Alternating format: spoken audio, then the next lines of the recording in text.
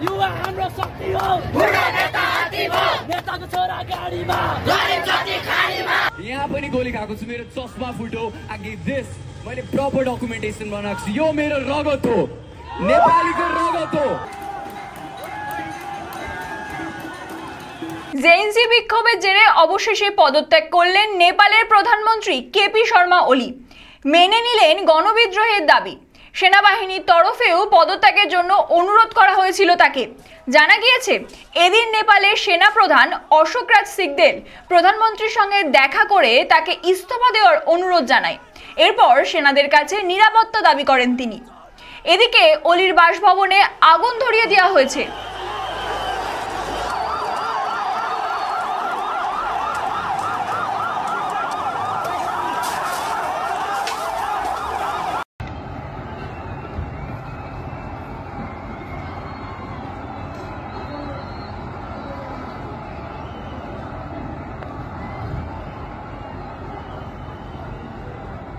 সূত্রের খবর, দেশ ছেড়ে পালানোর পরিকল্পনা করছেন ওলি।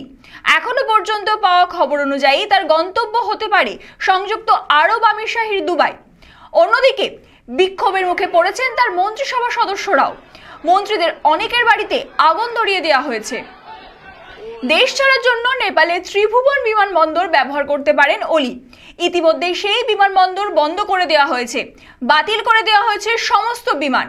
সেনাবাহিনীর বেশ কয়েকটি হেলিকপ্টার প্রস্তুত রাখা হয়েছে ওলি এবং অন্যান্য মন্ত্রীদের নিরাপদে অন্যত্র সরানোর জন্য।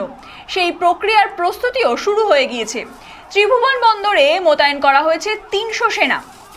4 সেপ্টেম্বর থেকে নেপালে ইনস্টাগ্রাম, ফেসবুক, ইউটিউব, এক্স সহ 26টি জনপ্রিয় সোশ্যাল মিডিয়া প্ল্যাটফর্ম নিষিদ্ধ ঘোষণা করা হয়, যার প্রতিবাদে সোমবার রাজধানীর কাঠমান্ডুর নিউ বানেশ্বরে বিক্ষোভ দেখান জেনজির প্রজন্ম।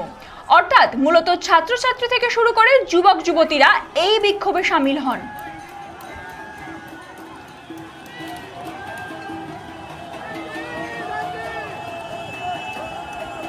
পরিস্থিতি সামাল দিতে পুলিশ গুলি চালায়, যার জেরে মৃত্যু হয়েছে 19 জন বিক্ষোভকারী। বিক্ষোভের প্রকোপ বাড়ায় সোমবার রাতেই সমাজ মাধ্যমের উপর থেকে নিষেধাজ্ঞা তুলে দেওয়া হয়, কিন্তু তাতেও চিড়ে ভেজেনি। মঙ্গলবার সকাল থেকেই তার পদত্যাগের দাবি তুলে শুরু হয় বিক্ষোভ। এর মধ্যেও পরিস্থিতি সামাল দেওয়ার চেষ্টা করেছিলেন ওলি। এদিন সকালেই তিনি ঘোষণা করেন সন্ধ্যায় সর্বদল বৈঠক করবেন। পরিস্থিতি কিভাবে মোকাবিলা করা যায়, সমস্যার সমাধানের পথ কি, তা নিয়ে আলোচনায় বসবেন বলে জানিয়েছিলেন তিনি। কিন্তু তার আগেই পরিস্থিতি হাতের বাইরে চলে যায়। ফলে চাপের মুখে নতি স্বীকার করতে বাধ্য হন ওলি।